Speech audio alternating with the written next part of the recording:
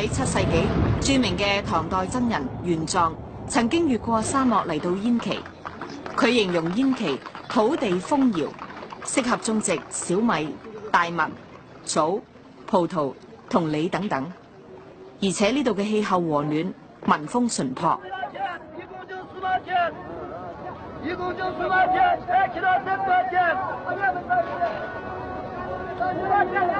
攝製隊去到鎮上面一個市集，裏面擺滿新鮮嘅蔬果，物資豐富。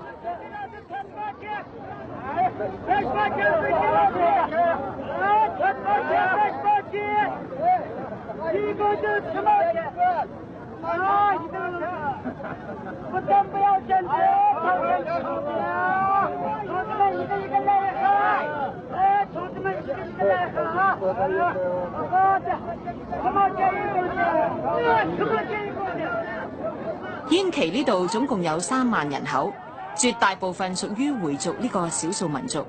佢哋嘅祖先嚟自蒙古平原，信奉伊斯蘭教。